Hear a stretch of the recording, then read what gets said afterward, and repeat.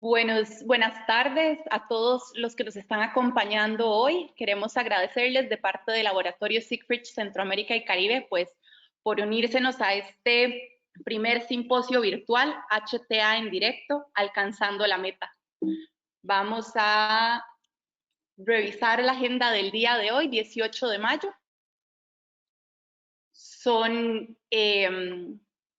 Tenemos 3 días de simposio. El día de hoy vamos a escuchar primero unas palabras de bienvenida de don Eduardo Costa, gerente general de SIGFRID Centroamérica y Caribe, seguido del doctor Marco Aurelio Alas, gerente médico del laboratorio SIGFRID, y luego vamos a continuar con las charlas del doctor David Rodríguez, cardiólogo guatemalteco. La primera charla, mecanismos de la HTA, consideraciones fisiopatológicas y métodos para la evaluación y planificación de estrategias de manejo, seguido de guías de HTA 2018-2020, presente y futuro de la interpretación de la HTA según las guías. En este momento le voy a dar la palabra a don Eduardo Costa, seguido de don Marco Aurelio Alas, el doctor Alas, para que nos den sus palabras.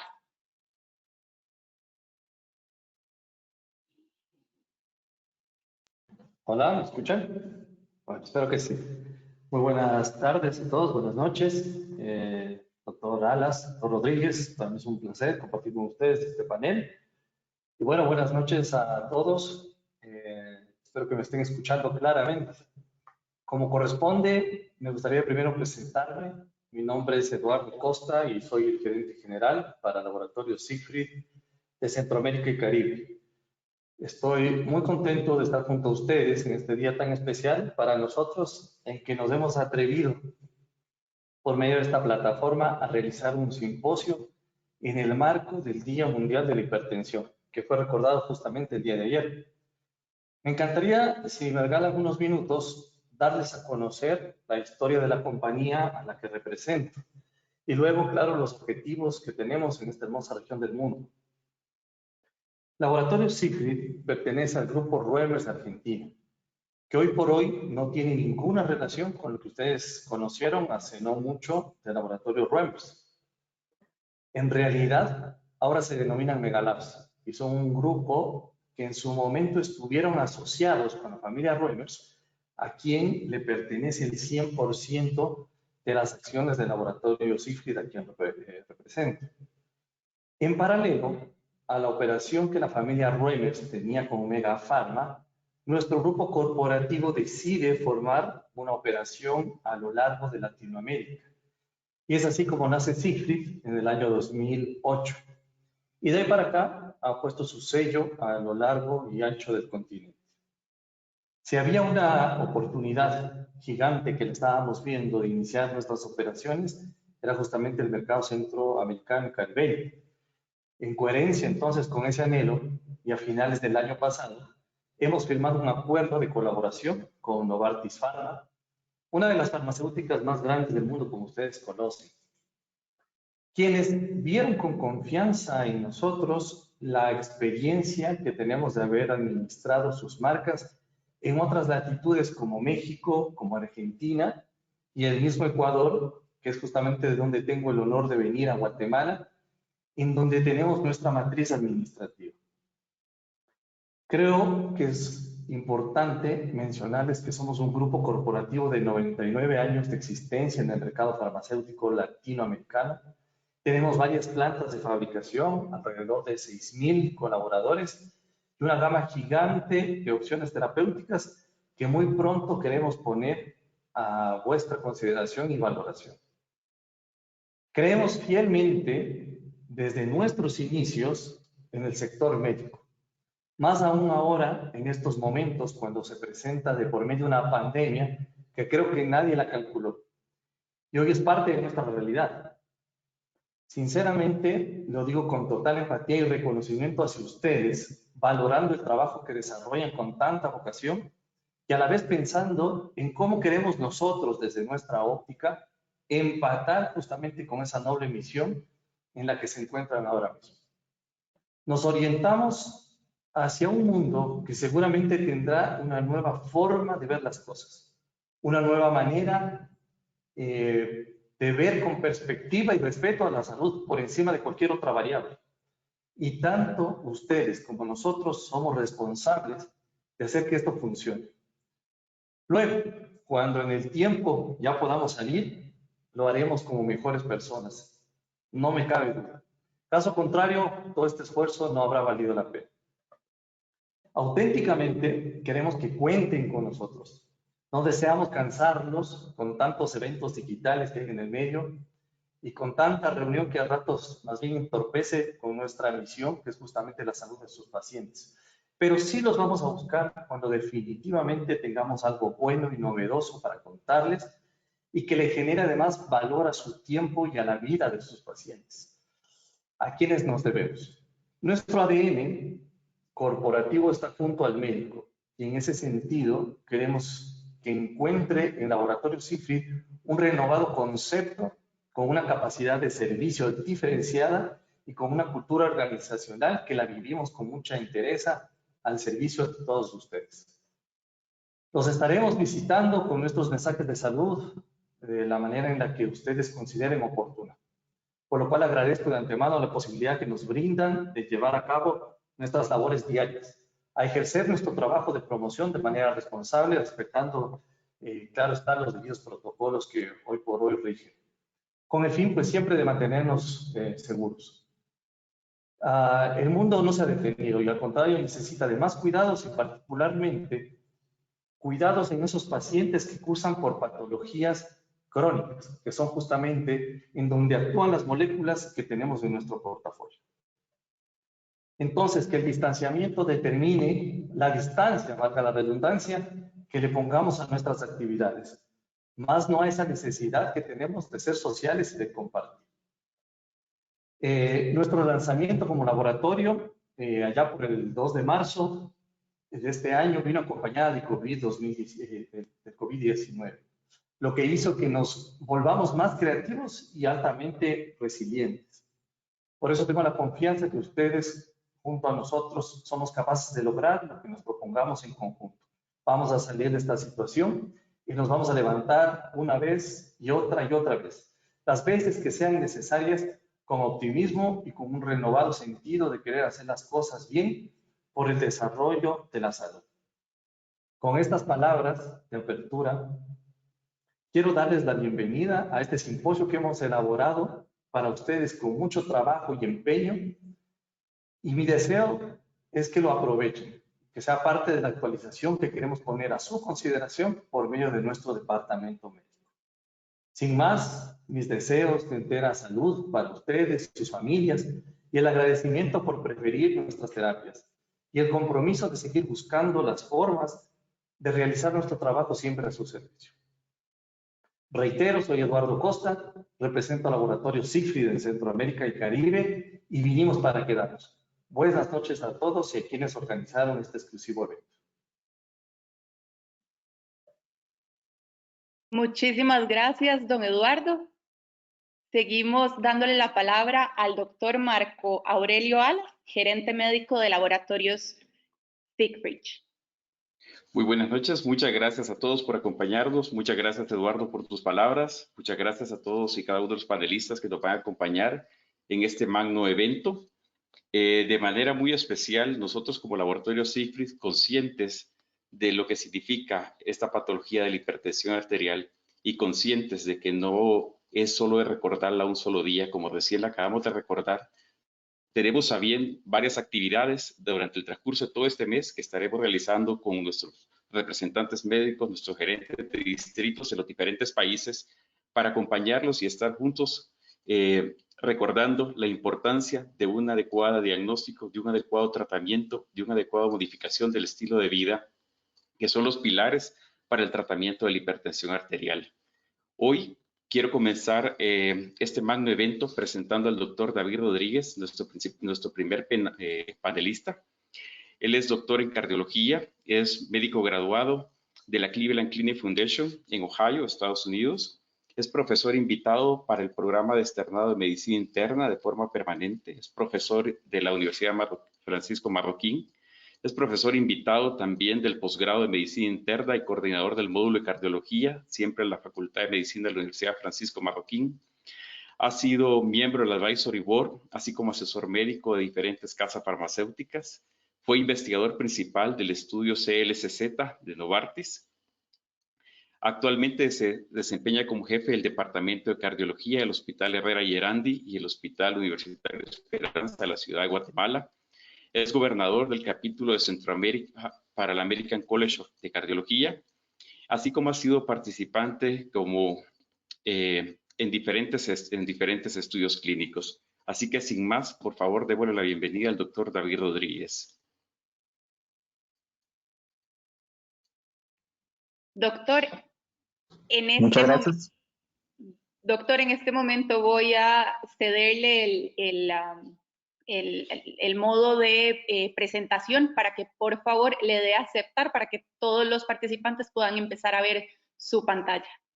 Muy bien.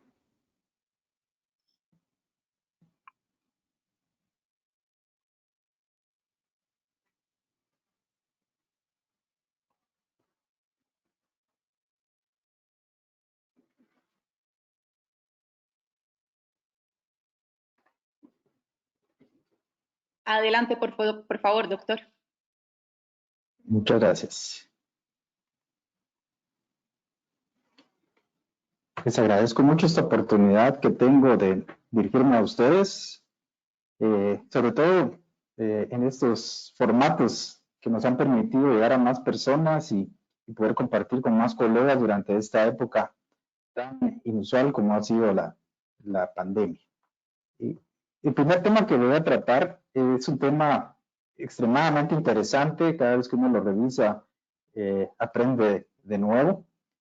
Y básicamente lo que vamos a hacer es una revisión de algunos conocimientos que se tiene sobre las causas de la hipertensión arterial.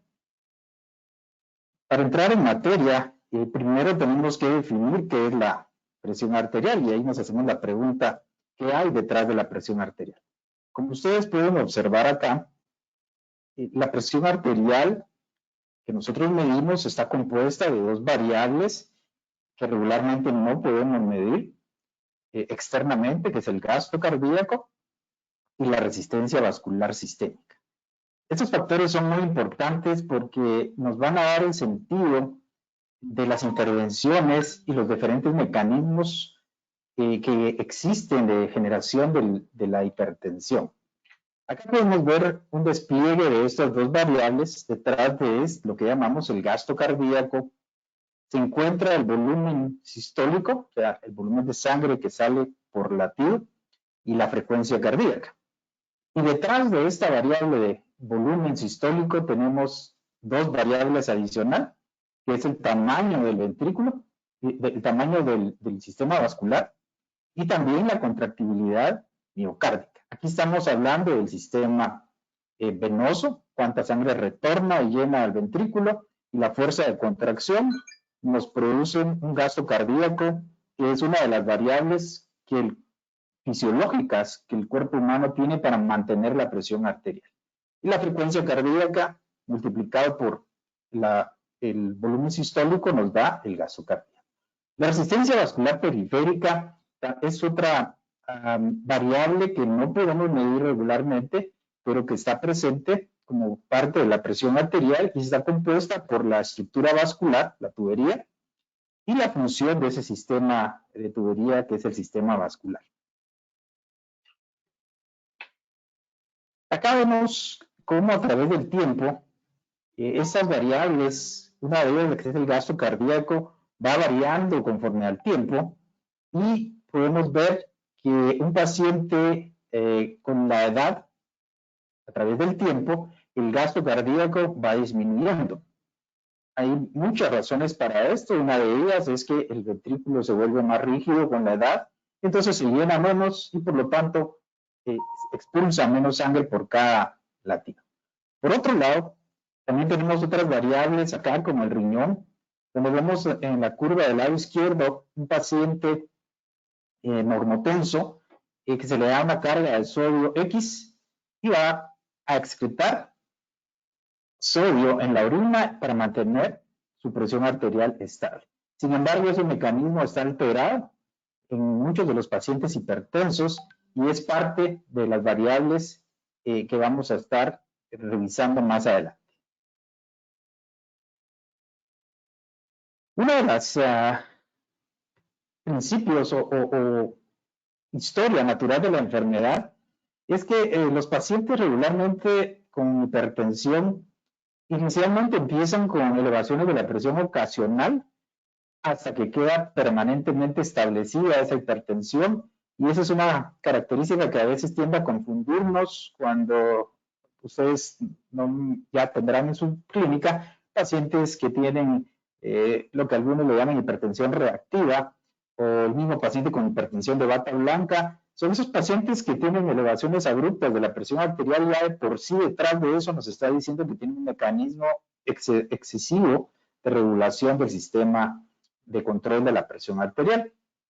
Luego de un largo periodo, la hipertensión asintomática, cuando está persistentemente ya presente, se desarrolla lo que nosotros llamamos hipertensión complicada, que es cuando ya vemos el daño a órgano blanco en nuestros pacientes. Interesantemente, en esta tablita que ustedes ven acá, o tabla más bien dicho, esta descripción de las diferentes etapas desde lo que llamamos prehipertensión, y ustedes ven que la prehipertensión puede empezar desde la preadolescencia y puede seguir en los años 20, llegando a los años 30, y este periodo de anormalidad de regulación de la presión arterial se caracteriza porque tiene un gasto cardíaco aumentado en esa etapa. Conforme va avanzando la enfermedad, cuando ya llegamos a los 20 o 40 años, empezamos a ver en los pacientes que empieza a aparecer un componente de lo que nosotros llamamos la resistencia periférica aumentada, y por eso es importante definir las variables que están detrás de la presión arterial. Aquí esta variable, la resistencia periférica, es la más prominente. La resistencia vascular sistémica aumentada, que tiene que ver con la microcirculación, es la característica de los pacientes más jóvenes y por eso se eleva la presión diastólica, predominantemente en ellos. Cuando ya ha pasado un tiempo prolongado bajo estos dos mecanismos, ya se establece la hipertensión como tal, deja de ser prehipertensión y se convierte en hipertensión en este grupo etario de pacientes, y también la hipertensión complicada pues tiene que ver con el tiempo que tenemos expuestos a esta elevación de presión arterial sin intervención adecuada, y también el nivel de presión que pudiéramos detener. Acá vemos un esquema donde vemos realmente todos los componentes que tienen que ver con la regulación de la presión arterial. A grandes rasgos tenemos a nivel de sistema nervioso central lo que es el mecanismo de activación simpática, el mecanismo de la sed, que es la que nos puede hacer regular la cantidad de volumen en nuestro cuerpo. A nivel de la glándula pituitaria de la hipófisis tenemos la regulación a través de la vasopresina, y a nivel cardíaco pues los factores que ya vimos en las gráficas anteriores, que la fuerza de contracción, la frecuencia y también el aumento del grosor de la pared ventricular le provee al corazón esas variables. El riñón, ustedes saben todos los efectos que tiene hormonales en cuanto a retención de líquidos, producción de hormonas y todas las interacciones que tienen con los demás órganos. Y a nivel vascular tenemos el mecanismo básico de vasoconstricción, pero con el tiempo, crecimiento del grosor del vaso sanguíneo, pero también hay disregulación de otros factores como pueden ser la inflamación, y sabemos que también hay aumento de la agregación plaquetaria. Aquí hay una gráfica un poquito más simple. Podemos ver las variables, lo que tiene que ver la precarga, y esto tiene que ver con el volumen circulante, la capacitancia venosa, que es lo que llega al ventrículo izquierdo. Y el ventrículo izquierdo, con la variable de inotropismo, puede modificar el gasto cardíaco y así la presión arterial. Ustedes ven que detrás de todas estas variables hay múltiples aspectos, desde factores neurohormonales, factores tisulares, factores puramente vasculares y la anatomía y mecánica vascular. Es un sistema bastante complejo.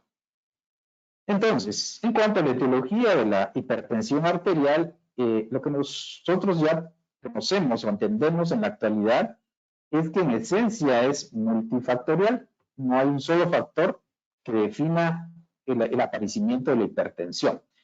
Hay básicamente 3 mecanismos que se proponen: predisposición genética, consumo excesivo de sal, exceso de tono adrenérgico bajo diversos mecanismos. La mayoría, y eso es interesante porque ustedes ven acá que el 90% de los pacientes hipertensos esenciales van a evolucionar a hipertensión secundaria. ¿Y esto a qué se debe? Es que cuando ya hay daño renal, por definición, el riñón ya empieza a producir más hormonas de regulación, sistema de renina-angiotensina-aldosterona, y por lo tanto se vuelve secundaria. Y eso es interesante porque en algún punto nos podría confundir, pero es esa definición. Si se deteriora el riñón, dejó de ser esencial y se convirtió en secundaria por el rol que toma ya de manera importante la disminución de la función renal. Y por eso es que a veces es difícil distinguir entre hipertensión primaria y secundaria en pacientes que han tenido presión arterial no controlada por muchos años. Y por lo tanto, eso nos lleva a que en algún punto tenemos que tener ciertos criterios iniciales para diferenciar uno y de otros. Revisemos qué rol tienen los genes en hipertensión arterial. Básicamente se han descrito 2 tipos de hipertensión arterial genética. Ustedes ven acá. Los muy raros desórdenes hipertensivos monogénicos familiares, lo que ellos tienen genéticamente es una predisposición a la reabsorción a nivel renal de sodio que induce a una hipertensión con renina baja. Y la renina la tienen baja porque tienen aumento de volumen intravascular. Y el otro grupo es lo que se llama en español una tara cuantitativa genética, pero solo hay pocos estudios genéticos que han logrado reproducir esto. Afortunadamente, el factor genético es infrecuente en la génesis de la hipertensión, pero hay pacientes que tienen de base esto, pero son los menos. El otro aspecto es el consumo excesivo de sal. En esto hay muchos estudios que muestran que el aumento de la ingesta de sal pues va a incrementar la presión arterial por la postcarga, va a aumentar el volumen intravascular, va a producir cambios en la síntesis de proteínas a nivel miocárdico que nos lleva a hipertrofia, esos 3 cambios, y por otro lado, aumenta la síntesis de aldosterona en el ventrículo izquierdo, aumenta los receptores AT1 en las células del corazón y aumenta factores inflamatorios que en combinación nos llevan a fibrosis, que a nivel cardíaco y vascular producen una hipertensión arterial. Aquí vemos los mecanismos interesantemente adicionales que el exceso de consumo de sal puede provocar. No solo puede producir problemas a nivel de hipertensión, ustedes pueden ver acá que también van a haber cambios a nivel de calcio, de excreción de calcio, y eso nos puede llevar a cálculos renales. También puede llevar a un mecanismo también compensatorio de una reabsorción de calcio y eso llevar a desmineralización de los huesos. En otras palabras, no solo nos afecta el sistema cardiovascular, pero nos puede afectar varios sistemas cuando consumimos sal excesivamente. ¿Cómo sabemos que la sal tiene que ver con la hipertensión? Cuando nosotros damos una carga de sodio a los pacientes que son hipertensos tienen un mecanismo anormal de excreción de sodio. Ustedes pueden ver acá que para cada cambio nivel de presión arterial, la excreción de sodio es menor en los hipertensos, de tal forma que renalmente ya tienen cierta predisposición para retener sodio. De ahí es donde viene la teoría de la exceso de sal en el consumo, sobre todo en los pacientes. Lo que ha hecho un poco de confusión al respecto es que hay algunos estudios, sobre todo hubo un estudio donde al restringir de sal a los pacientes, curiosamente los pacientes que tuvieron una restricción de sal intermedia subieron la presión arterial en lugar de bajarla. Eso creó bastante confusión. Sin embargo, lo que sí está claro es que los pacientes que están consumiendo más sal de lo normal, más de 5 gramos al día, la restricción de sal les puede ser de beneficio. El endotelio es otro factor que también juega de manera importante y compleja, como ustedes pueden ver acá, en la hipertensión arterial. Si recordamos, nosotros pudiéramos poner el endotelio de un ser humano de manera de superficie, tiene el tamaño de un campo de fútbol. Y en esa extensa área es un órgano por sí mismo que, como ustedes ven acá, tiene múltiples efectores y sustancias que produce o le afectan, y por lo tanto, cuando hay una disregulación de estos sistemas que llevan a la disfunción endotelial o enfermedades que producen disfunción endotelial, nos llevan a todo este proceso de engrosamiento, endurecimiento, remodelado, aumento de resistencia, que al final se produce una hipertensión crónica. El estrés oxidativo también se ha involucrado en esto en cuanto a la morfología y la función vascular. El estrés oxidativo produce proliferación a nivel vascular y migración, produce muerte celular, produce inflamación, alteración en la matriz vascular y miocárdica y también disfunción endotelial. Es un sistema bastante complejo, sin embargo, pues hoy entendemos que la hipertensión por sí misma, y ustedes lo saben, el 80% de los pacientes, es muy raro que solo tengan hipertensión. El 80% de las veces lo vamos a encontrar con otras alteraciones, como pueden ser dislipidemias, problemas de resistencia a la insulina, prediabetes, ácido úrico elevado, que también afecta al sistema vascular. De tal suerte que sabemos que el estrés oxidativo está detrás de la génesis o contribuye a la perpetuación de la hipertensión. El sistema nervioso simpático es también un factor, como lo mencionamos, importante.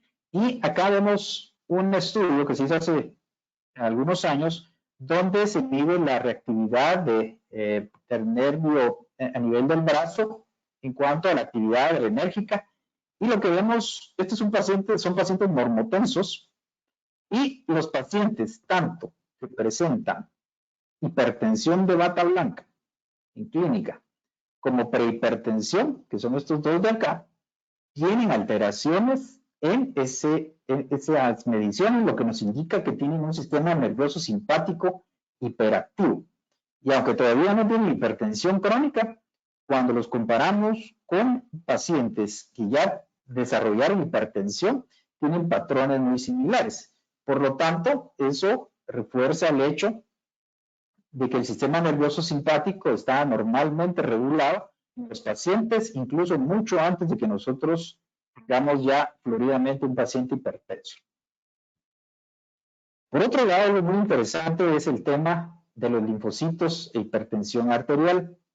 Esto nos habla de que hay un proceso inmunológico en la génesis de la hipertensión arterial, y es algo que se ha venido estudiando, y lo que se cree es que la angiotensina 2 y el aumento del consumo de sal produce, por el daño arterial y a nivel renal, produce sustancias que se llaman neoantígenos, que al ser presentados a los linfocitos T, hay diferentes tipos de linfocitos, lo reconocen como una sustancia anormal del cuerpo y lo atacan, y después el mismo linfocito contribuye al deterioro vascular y renal, lo que empeora la hipertensión con el tiempo. Esta es una hipótesis bastante interesante en cuanto a esto, que nos puede llevar obviamente en el camino de buscar estrategias inmunológicas, como muchas otras enfermedades, para tratar la enfermedad.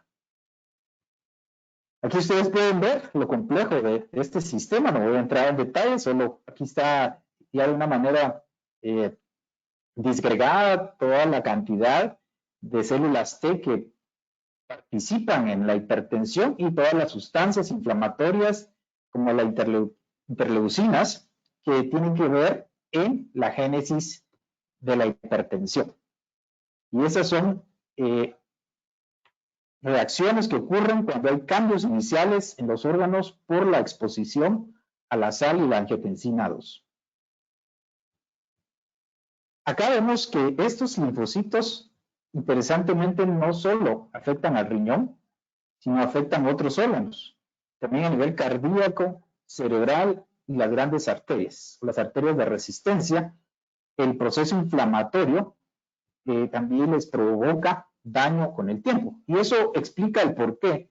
También muchas veces en los estudios clínicos, cuando ustedes tienen un paciente hipertenso y reducen su presión arterial al mismo nivel que alguien que nunca tuvo hipertensión, siempre sigue teniendo mayor riesgo de eventos cardiovasculares. Y la explicación puede estar en esto, en la etapa de la enfermedad donde ya hay inflamación y daño de otros órganos que no se va a resolver únicamente con reducir la presión arterial. Y por lo tanto, eso nos lleva al punto de que debemos tratar al paciente de manera multifactorial también. Acá, perdón, el título dice linfocitos, pero es el rol del potasio también en la hipertensión. Sabemos que en estudios epidemiológicos donde hay baja consumo de potasio y un aumento del consumo de sodio, los pacientes desarrollan hipertensión con daño a órgano blanco y por lo tanto se han hecho estudios en ese sentido y pareciera ser que el suplemento de potasio en esas poblaciones, a la par de reducción, puede reducir las complicaciones que ustedes ven acá en los pacientes con hipertensión crónica. Los pacientes que tienen un consumo normal de sal, en los estudios que han hecho no necesariamente van a tener un efecto positivo. Tiene que haber esa combinación de consumo alto de sodio con disminución de la ingesta de potasio. ¿Qué es lo que hace el potasio en la hipertensión arterial? Cuando tenemos un consumo bajo de sodio, que es menor que el consumo de potasio, vamos a tener niveles bajos de aldosterona y esto hace que se produzca más óxido nítrico a nivel de los vasos sanguíneos y por lo tanto vamos a tener vasos más flexibles y sin rigidez. En los pacientes que tienen lo opuesto, en situaciones donde tenemos alto consumo de sodio, bajo potasio, se activa la aldosterona y vamos a tener cambios a nivel del músculo liso, como ustedes ven acá, y aumento de las células endoteliales con hipertrofia. El ser humano realmente no está diseñado para consumir grandes cantidades de sal. Ustedes recordarán, y es una anécdota muy súper interesante en cuanto a que el descubrimiento de los IECAS fue totalmente accidental. Ustedes recordarán que la serpiente Botrox jararaca produce veneno que cuando los exploradores que estaban en el Amazonas notaron que esta serpiente mordía a los nativos, los mataba, pero cuando los mordía a ellos les causaba problemas, calambres y molestias, pero no los mataba. Y entonces ahí empezaron a tratar de buscar por qué es que no morían unos y otros sí. Y la razón es que los nativos en el estado natural de vida consumen muy poco sodio y tienen alta renina. Por lo tanto, el veneno, al bloquear la ECA, y eran muy dependientes de renina los aborígenes, pues por eso morían. Mientras que los occidentales, pues consumían sal, tenían baja producción de renina y por lo tanto les afectaba de menor manera. Esto es solo para ejemplificar y hacer énfasis en que el ser humano realmente no está diseñado para consumir grandes cantidades de sal. Otro aspecto importante es el consumo de alcohol, que probablemente en esta época de pandemia es uno de los problemas que se ve venir, pero en principio se ha estado estudiando por muchos años y hay varias hipótesis de cómo el alcohol puede inducir hipertensión en un individuo.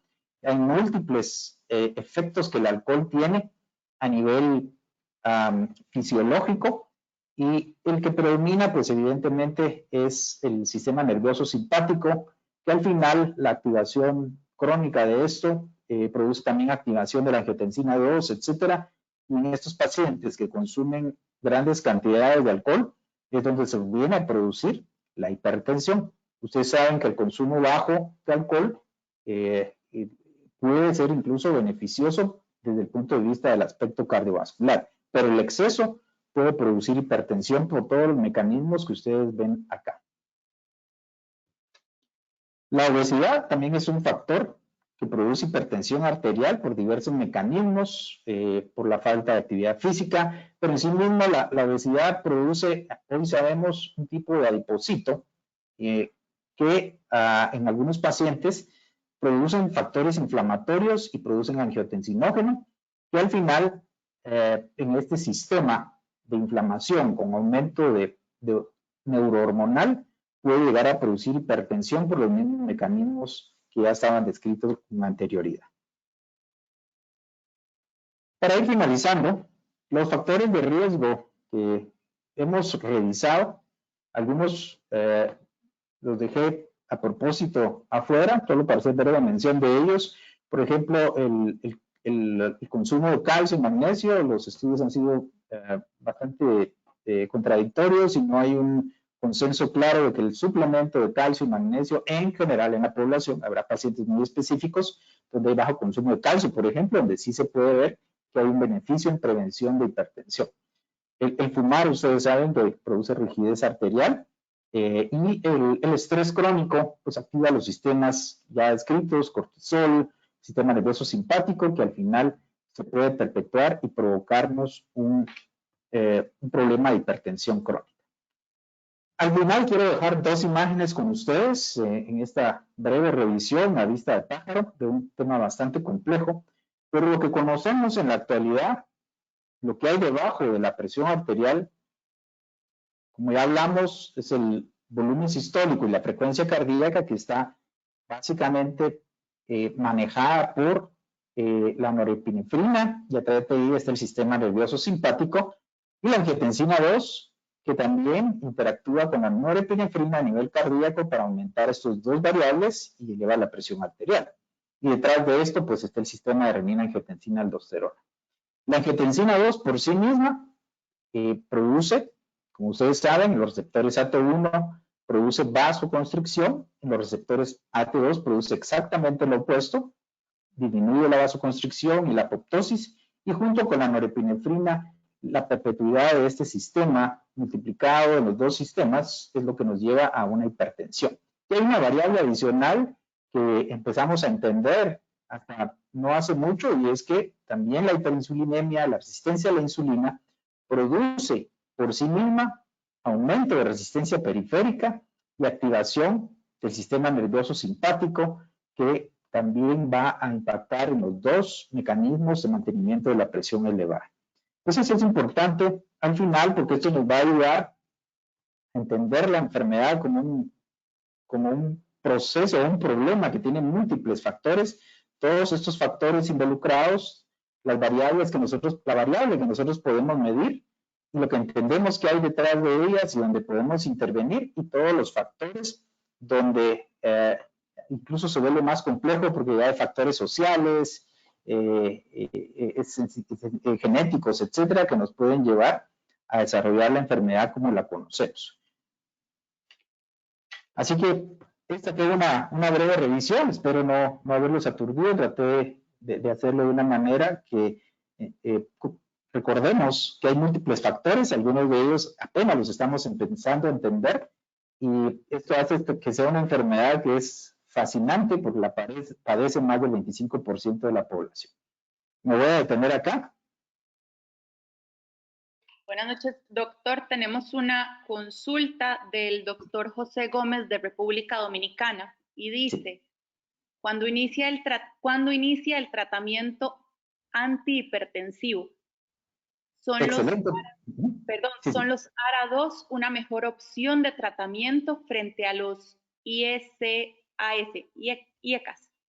Ok, esta es una excelente pregunta que la vamos a dejar para el siguiente segmento, porque ahí vamos a abordar específicamente el tratamiento de la hipertensión. Y vamos a tratar de responder todas esas preguntas que todos tenemos. En cuanto que nosotros que quisiéramos buscar las mejores opciones para nuestros pacientes.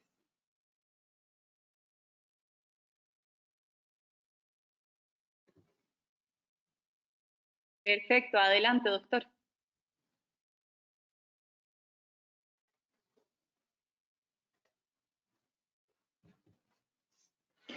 Muy bien, el siguiente tema nos toca desarrollar esta noche son las guías de manejo de hipertensión arterial. Este es un tema bastante complejo también y lo que busqué como objetivo es sintetizar toda la información, y ustedes van a ver por qué es importante sintetizar para extractar de eso los aspectos prácticos de toma de decisión con nuestro paciente. Esta es la razón. Cuando hablamos de guías de hipertensión, hay decenas de guías de hipertensión en el mundo, todas muy buenas, gente muy capaz, investigadores, etcétera, detrás de estas guías que nos ayudan a ir entendiendo el manejo de los pacientes y nos guían. Es importante hacer ver, y ustedes no me dejarán mentir, que el mismo estudio puede ser interpretado diferente en diferentes guías. ¿Y por qué es esto? Bueno, primero entendemos que son humanos, no hay una verdad absoluta y hay maneras diferentes de ver la misma información, número uno. Número dos, también es el contexto en que se hacen las guías, el país o el sistema de salud de cada país, dependiendo de cómo funcione, también se le da más relevancia a ciertas cosas. Les pongo un ejemplo. Hay guías que le dan mucha relevancia al tema de ahorrar, porque toda la población tiene cobertura.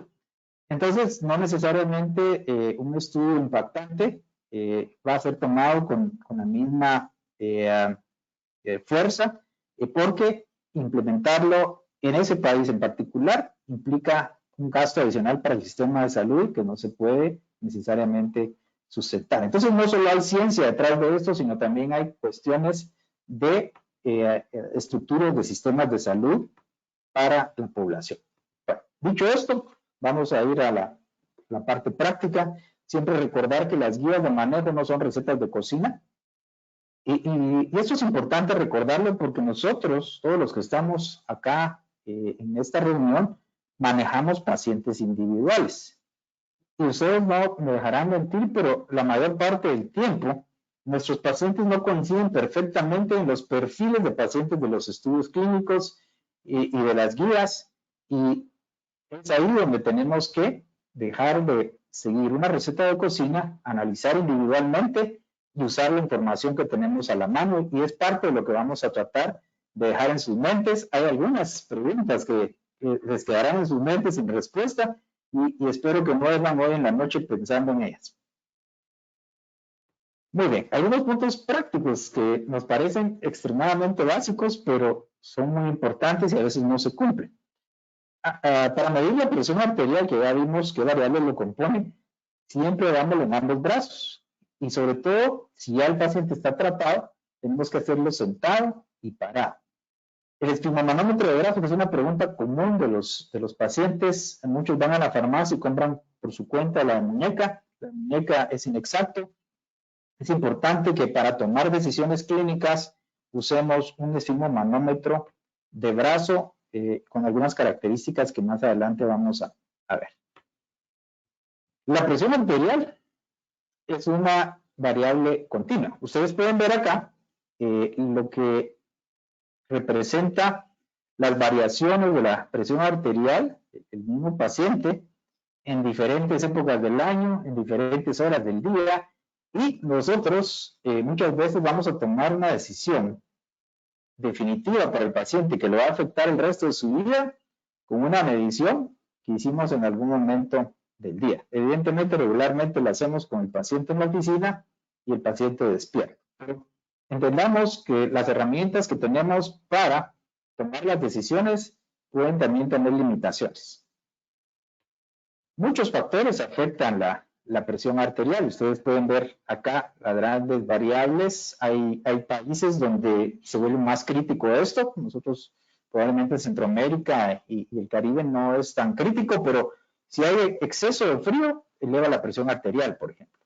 Si el paciente está hablando o platicándonos cuando le estamos tomando la presión arterial, se eleva de manera importante la presión arterial, como ustedes pueden ver ahí.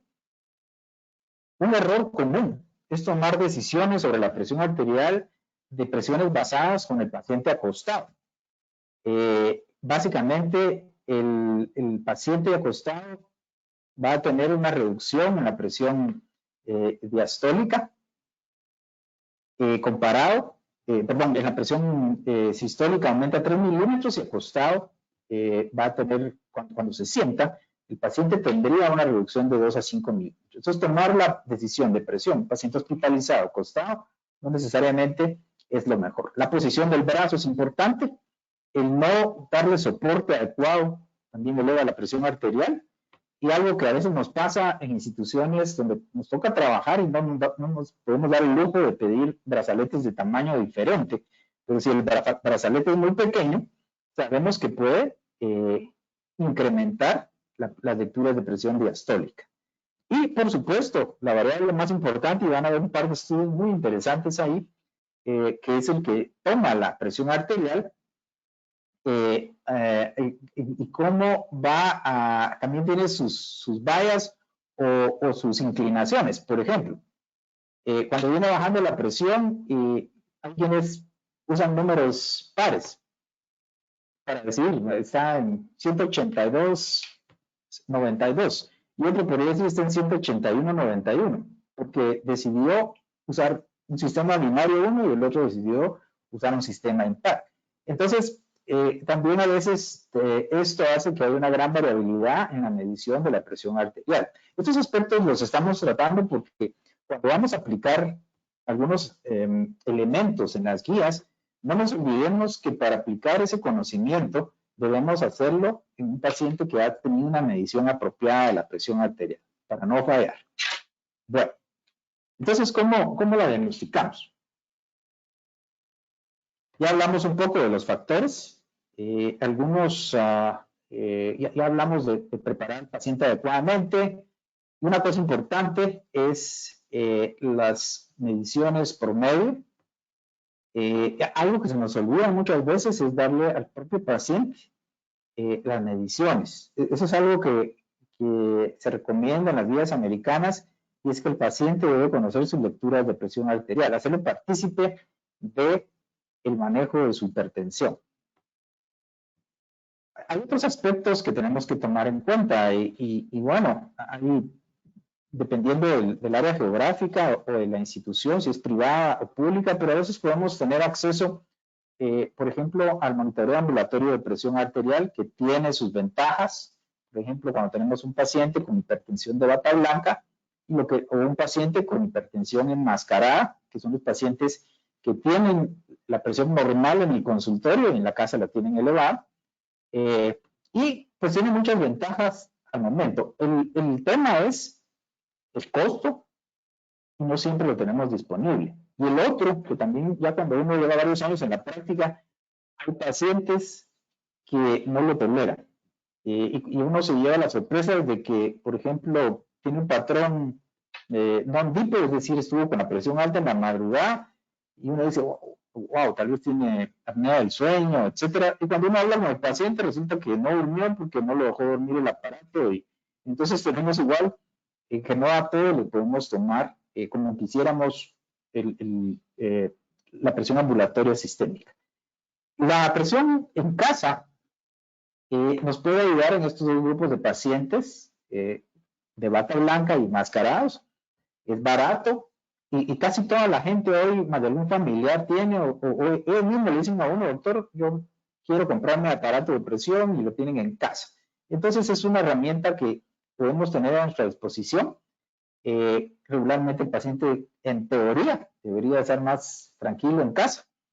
Y hay pacientes, también hay que tener cuidado con eso. Yo he tenido pacientes que se toman la presión cada media hora durante el día, días, porque tienen algún trastorno obsesivo y se obsesionan con eso y tampoco irse a los extremos es bueno.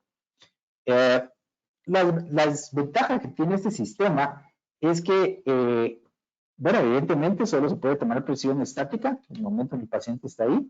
y hay gran potencial para error y por supuesto no podemos medirlo cuando el paciente está durmiendo. Esa es una gran desventaja en algunos pacientes.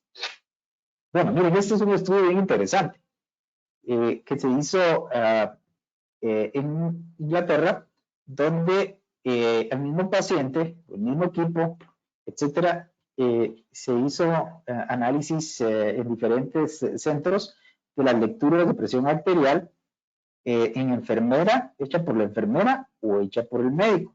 Lo que ellos encontraron es que por el medio, la enfermera obtiene mediciones 7 milímetros más abajo que la medida por el médico. Bueno, pueden haber diversos factores. Uno de ellos, evidentemente, a veces el paciente también se estresa un poco más ante la presencia del médico y la enfermera, también depende de la enfermera, pues puede proveerle, digamos, menos estrés al paciente, pero también está la posibilidad de la forma de toma de presión arterial. Pero eso es interesante y es algo que podemos tomar en cuenta cuando estemos en nuestros consultorios y tenemos la ayuda de una enfermera. Antes de que nos vea el paciente, probablemente sea recomendable que le tomen su presión arterial después de que esté sentado tranquilo. Ella probablemente va a tener lecturas de presión más bajas que nosotros. Bueno, ya entrando en materia, esta es una de las preguntas importantísimas cuando vamos a utilizar las guías. Tenemos que llevar en mente esta gran pregunta. Primero, ¿qué es hipertensión? Y segundo, ¿cuál debe ser la meta? Y van a ver por qué son importantes estas dos preguntas ahora. Número 1. Los europeos consideran hipertensión por arriba de 140, 90. Eso no ha cambiado desde hace muchos años en las guías europeas y siguen siendo así. ¿Qué relevancia tiene esto? Que no coincide con los americanos. Los americanos hoy consideran hipertensión iniciando por arriba de 130, 80. Cuando salió una de las guías del 2017 americanas, una de las bromas que hacían los médicos americanos es que si un paciente americano que tenía 138 de sistólica quería curarse de la hipertensión, podía ir a vivir a Europa porque ahí eso no era hipertensión. Y la verdad es que este es uno de los aspectos que a nosotros como clínicos nos causa confusión y al paciente también, porque hoy el paciente va a buscar y encuentra diferentes fuentes y esto ha causado un poco de controversia incluso entre nosotros mismos como cardiólogos cuando discutimos este tema. Pero vayamos a la información de dónde viene esta diferencia. Lo que nosotros sabemos es que tanto el riesgo de eventos cardiovasculares como coronarios aumentan con la edad, a mayor edad, y también aumentan con el nivel de presión sistólica. Entonces, esto es algo que conocemos desde hace mucho tiempo, pero el riesgo realmente empieza a aumentar ahí por 115, 75. Y entonces realmente los números de corte que a veces hemos usado, que es normal y anormal, es hasta cierto punto artificial. Pero en principio sabemos que a partir de 120, 80, independientemente de la edad, el aumento de presión arterial epidemiológicamente se correlaciona con eventos cardiovasculares. Eso lo sabemos desde hace mucho tiempo. Ahora, ¿qué cambió las metas de presión arterial? Es el estudio SPRINT, que fue realizado en Estados Unidos por un estudio que fue hecho por el NIH, que es la Agencia de Salud de Estados Unidos, para determinar dos metas de presión arterial. Aquí no era buscar un medicamento específico, era encontrar dos metas de presión. Un grupo que llamaron intensivo, cuya meta de presión era menor de 120 y al otro grupo menor de 140. Importante en esto es que de entrada aquí excluyeron a los pacientes diabéticos. Claro, hubo pacientes que desarrollaron diabetes durante el estudio, pero no era un criterio de exclusión el tener diabetes al momento de ser randomizado. ¿Qué encontraron ellos? Primero, el estudio fue detenido prematuramente porque los pacientes que recibían tratamiento intensivo con presiones menores de 120 sistólicas tuvieron menos eventos de la variable primaria, una reducción del 25%. Y versus el tratamiento estándar. Cuando vemos las variables secundarias, una cosa muy interesante es que se redujo la muerte por toda causa. O sea, la variable primaria estaba compuesta por infarto, síndrome coronario, evento cerebrovascular, falla cardíaca y mortalidad cardiovascular. Entre las variables que estaban preespecificadas para análisis secundario, se redujo la mortalidad por toda la causa de manera poco significativa, perdón, y la mortalidad cardiovascular también se redujo de manera importante. Ustedes pueden ver que los intervalos de confianza son adecuados. Por lo tanto, esto es lo que apareció una vez que publicaron los estudios y cambió la forma de tratar la hipertensión en Estados Unidos basados en el estudio SPRINT. Cuando logramos una meta menor de 120 milímetros de mercurio en pacientes no diabéticos de entrada, tenemos 25% de reducción de infarto al miocardio, falla cardíaca, síndrome coronario agudo y evento cerebrovascular. Y tenemos una reducción de muerte por toda causa del 27%. Y esto que el estudio fue detenido prematuramente. Esto, evidentemente, los titulares en ese momento de los principales diarios de Estados Unidos decían: hoy amanecieron 30 millones más de pacientes hipertensos. ¿Por qué? Porque el número varió. Y esto, evidentemente, para ellos fue contundente y por eso es que fue incluido dentro de la clasificación de las guías. Para ellos, ya la hipertensión que potencialmente pudiera requerir tratamiento empieza arriba de 130. Entonces, la pregunta que les tengo que dejar a ustedes es: ¿qué meta de presión arterial quieren para su paciente no diabético? ¿Menos de 120/80, según los americanos, o menos de 140/80, según los europeos? Y tal vez aquí les dejo una pregunta importante que les va a ayudar a responder. Si ustedes tuvieran hipertensión, con la evidencia que acaban de ver, ¿dónde quisieran tener sus niveles de presión arterial? Y para eso no voy a dar respuesta, porque es un análisis y decisión que cada uno de ustedes tiene que tomar con su paciente, porque no se pusieron de acuerdo los europeos con los americanos. ¿Qué pasa con los diabéticos?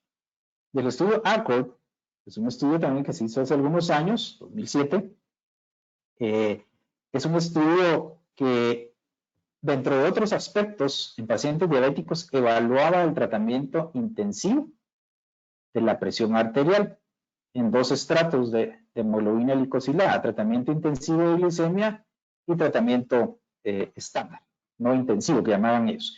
Entonces, pacientes con menos de 120 de sistólica y menos de 140.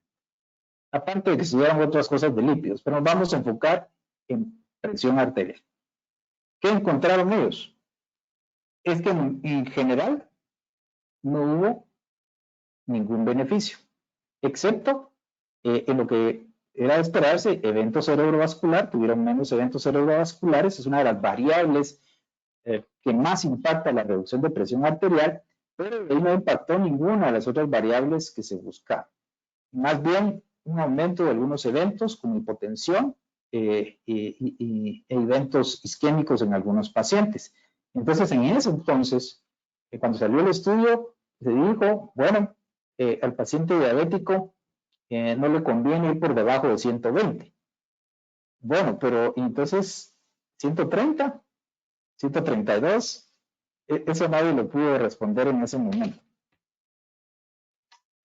¿Qué es la pregunta que nos tenemos que hacer con este estudio? Para un diabético basado en este estudio, menos de 120/80, pues aparentemente no sería una meta adecuada. Entre 120 y 130, no le respondió y nos dejó lo igual que estábamos antes, que era menos de 140/80. Y eso nos tenía bastante confundidos. Sin embargo, como todo en la vida, cuando vamos un poquito más abajo de la superficie, se hizo este análisis posteriormente, que se publicó en el 2018, y ellos lo que encontraron, ya separando a los pacientes que tenían más de 120/80, sí encontraron un beneficio en pacientes que recibían control glicémico estándar. Eso quiere decir que control glicémico intensivo, como lo definieron ellos en el estudio con los medicamentos de aquella época, combinado con una reducción de presión sistólica por debajo de 120, no necesariamente les iba a provocar el mismo beneficio. Algunos expertos consideran que podemos ir por debajo de 120 siempre y cuando el paciente esté bien vascularizado o revascularizado. Es decir, que no tenga enfermedad coronaria activa, que no tenga enfermedad vascular periférica como carotidia o en extremidades, sin tratamiento, porque el bajar evidentemente por debajo de esa meta, probablemente en un paciente con estenosis arterial, pues le va a producir isquemia y vamos a tener eventos. Pero en estos pacientes que tenían tratamiento glicémico estándar, no hubo beneficio cuando le bajamos la presión por debajo de eso. Entonces, aquí sí podemos decir, entonces, perdón, que el paciente diabético podría llevarse por debajo de 130, a la gran mayoría, entre 130 y 120 es lo que recomiendan algunos de los expertos en el tema. Pero no todos coinciden en que deben ir por debajo de 120. La siguiente pregunta, que era una de las preguntas que hicieron en el segmento anterior. ¿Importa qué medicamentos usemos? Veamos. Este fue el primer gran estudio en gran escala. De hecho, no fue hecho por la industria farmacéutica, igualmente fue hecho por el Ministerio de Salud de Estados Unidos, el estudio OLHAT, donde en los resultados finales del estudio se mostró que estos tres grupos terapéuticos de medicamento en la variable primaria, que era eventos cardiovasculares o infarto no fatal, no hubo diferencia entre los tres grupos de tratamiento. Ahora, ¿podemos concluir con eso de que todos los tratamientos son iguales? Por supuesto que no, porque aquí hay un ausente. Aquí de entrada aprendimos que el doxazocin ni siquiera terminó el estudio, porque los pacientes tenían más insuficiencia cardíaca y más eventos cerebrovasculares y muerte. Por lo tanto, aprendimos que como terapia de inicio en estos pacientes, ese grupo o ese mecanismo de reducción de la presión arterial no es el ideal para los pacientes. Se ha discutido mucho por las diferencias, porque si hubo diferencias de presión arterial entre los diferentes grupos, que hubo, digamos, una ventaja relativa en el grupo de clortalidona, en el tema de presión arterial por un lado, y siempre que hacemos estudios con diuréticos tenemos el problema de que la variable, como se definía, imagínense, allá por el año 2000, a principios de este siglo, como se definía la insuficiencia cardíaca, como es diurético, podía haber enmascarado los síntomas. Estas son preguntas que nunca vamos a lograr resolver, pero en principio también vamos al mundo actual y es que es extremadamente raro que tengamos un paciente en monoterapia. Pero ahí empezó uno de los grandes estudios mostrándonos que bajar la presión arterial sí importa con qué lo hagamos. Número 2, otro estudio parteaguas que nos enseñó dos aspectos importantes. El estudio ACCOMPLISH. Este estudio fue el primer estudio en la historia de la hipertensión de puntos duros donde se utilizó medicamentos en una sola tableta para iniciar de entrada el tratamiento. Hasta antes del ACCOMPLISH, todos los estudios clínicos iniciaban con monoterapia y se iban adicionando medicamentos. Acá no. Acá ya existían las tabletas con los dos componentes y lo que se sabía en ese momento es que el paciente de alto riesgo es el paciente que debe estar bloqueado el sistema de renina por los beneficios que eso provee. Entonces, los dos brazos tenían un bloqueo completo del sistema de renina optimizado y realmente lo que buscábamos era responder a una pregunta que el OLHAP nos dejó también con dudas. Si en estos pacientes de alto riesgo, llámese enfermedad coronaria, insuficiencia cardíaca, insuficiencia renal, diabéticos, etcétera, son pacientes que se benefician con la combinación de una tiazida o la amlodipina. Y lo que ellos encontraron otra vez, este estudio fue detenido prematuramente por el beneficio que se vio al mismo nivel de presión arterial, porque alcanzaron los mismos niveles de presión. Fue claro que en estos pacientes la combinación con amlodipina les provee beneficios adicionales. Eso no quiere decir que no vamos a usar la hidroclorotiazida, pero debemos darle prioridad luego del bloqueo del sistema de renina al calcio antagonista. De ahí ya le podemos agregar lo que queramos. Y este es uno de los estudios que cambiaron la historia de cómo tratamos la hipertensión. Por supuesto, y aquí no vamos a entrar en detalle, que cuando ya tenemos la decisión de que en general podríamos usar cualquier medicamento, si es de alto riesgo, es muy importante bloquear primero el sistema de renina, pero también hay grupos de pacientes que tienen necesidades especiales, y eso tanto los americanos como los europeos siempre le dedican esta sección, que no vamos a entrar en detalle, donde nos indican dónde es atractivo utilizar ciertos medicamentos y cuáles evitar en ciertos tipos de pacientes. Acá ustedes pueden ver que están los grandes grupos de medicamentos. En general tenemos alrededor de 98 antihipertensivos disponibles en el mundo para tratar a nuestros pacientes en 7 familias. Entonces vamos al siguiente punto y ahí vamos a ver un poquito más dónde usar cada uno de ellos, cuál es la mejor estrategia. Los europeos lo hicieron de manera más gráfica y clara.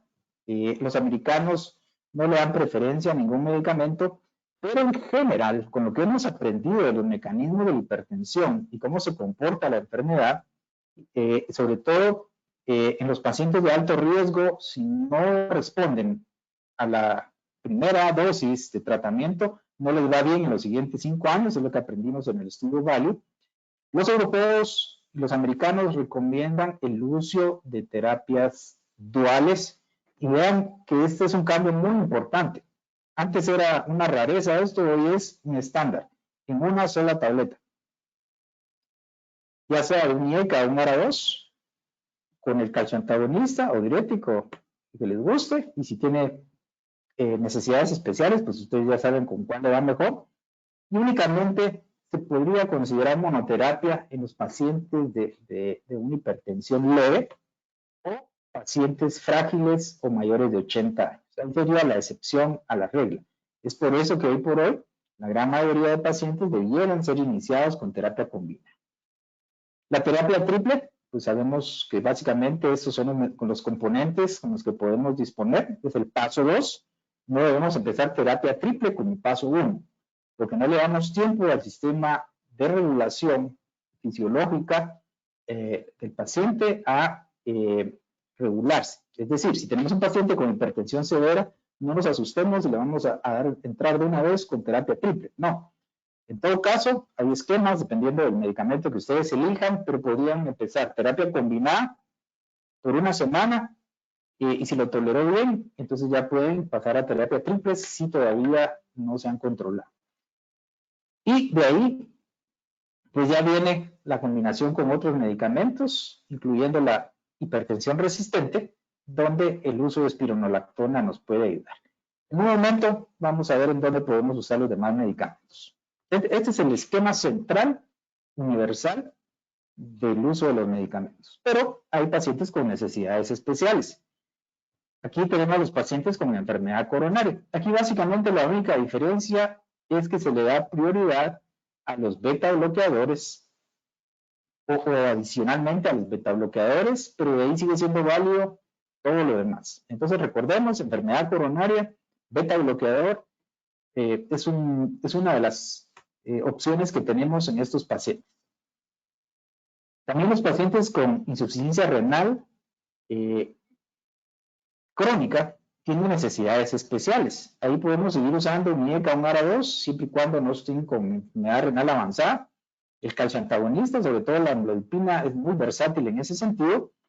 Y aquí ya no podemos usar diuréticos de ASA, porque por debajo de una tasa de filtración de 30, ya no funcionan los diuréticos de ASA. Aquí tenemos que utilizar regularmente un diurético tiazídico. Aquí tenemos que usar un diurético de ASA en este grupo de pacientes. Y sería, digamos, la variante que podría tener especial este grupo de pacientes. Si ya están en diálisis, tenemos que recalcularle y repensar su tratamiento. Los pacientes con hipertensión y disfunción ventricular izquierda o fracción de eyección reducida, acá debe haber dentro del esquema de tratamiento, como ustedes saben, bloqueo del sistema de renina, un nivel de aldosterona de preferencia y un beta-bloqueador. Y claro, algunos pacientes requieren diuréticos de asa para mantener su volemia de manera adecuada o para ayudar a reducir la presión arterial. Y por último, casi por último, los pacientes con hipertensión y fibrilación atrial, recordemos que ellos tienen la necesidad especial de controlar la frecuencia cardíaca. Entonces aquí vuelve a ser importante el uso de betabloqueadores como la terapia inicial o no dihidropiridínicos como verapamil y diltiazem, toda vez que tengan la fracción de eyección normal. Bueno, y para ir finalizando, ¿qué nos queda por aprender en hipertensión? Ustedes pueden ver, este solo es el primer slide de muchos que habían en la presentación de la Sociedad Europea de Cardiología. Todavía tenemos muchísimo que aprender en el manejo para entender la enfermedad y, por supuesto, para entender los métodos diagnósticos y las intervenciones que tenemos que hacer. Pero lo más importante para nosotros es recordar que debemos individualizar la terapia y usar algunos principios generales para tratar a nuestros pacientes. Siempre van a haber diferencias entre las guías europeas, americanas, por las razones que les mencioné, pero lo que nosotros debemos hacer es nosotros mismos revisar la evidencia y tomar la decisión basados con la mejor evidencia disponible. A veces no vamos a tener toda la evidencia que quisiéramos. Y esto es algo que oí decir a uno de mis maestros alguna vez, que cuando no hay suficiente evidencia, el sentido común es lo segundo mejor. Y así es como han funcionado algunas cosas durante mucho tiempo en lo que obtenemos información. Así que les agradezco su atención y me detengo para permitir que hayan preguntas o comentarios. ¿Qué pensaron de las preguntas que les dejé en la sección inicial? Gracias. Doctor Rodríguez, tenemos varias consultas por acá. Voy a ir leyéndolas de una en una y si gusta nos va dando su respuesta. Tenemos Perfecto. La primera de la doctora Mónica González y dice, ¿es cierto que el COVID-19 se une a otros receptores ECAS y por eso no interfieren en el TX antihipertensivo con IECAS y ARA2? Esta es una pregunta muy interesante y es algo que vamos a tocar en uno de los temas que está programado, me parece que el día de mañana, que es el tratamiento de la enfermedad cardiovascular en tiempos de COVID. Así que no deje de oírnos en esa reunión porque vamos a ver en detalle precisamente este tema que a muchos de nosotros nos causa duda.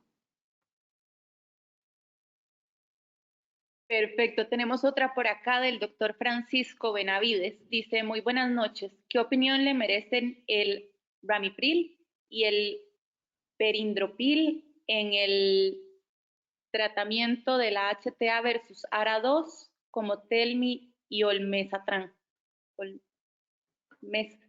Perdón. Sí, correcto. Disculpe. Sí, es una pregunta muy interesante y de una vez respondo otra pregunta que hicieron en el segmento anterior. ¿Usar un IECA o un ARA2 en el mundo real?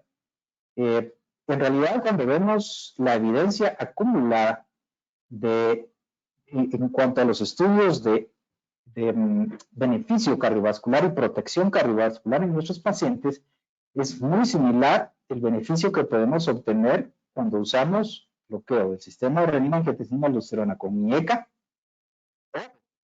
que los IECAs, interesantemente, no deberían de estar clasificados como medicamentos que bloquean el sistema de renina. Y les voy a explicar por qué. Cuando ustedes inician un IECA y le miden la angiotensina 2 al paciente en sangre, inicialmente la angiotensina 2 se reduce, pero conforme van pasando las horas y los días, la angiotensina 2 empieza a subir y está más alta que antes de haberle dado la intervención. Entonces, realmente no es porque reduzcamos los niveles de angiotensina 2. Ustedes saben que funciona por otros sistemas de la prostaciclina, etc. Entonces, aquí lo que tenemos que valorar es lo siguiente, el beneficio clínico real.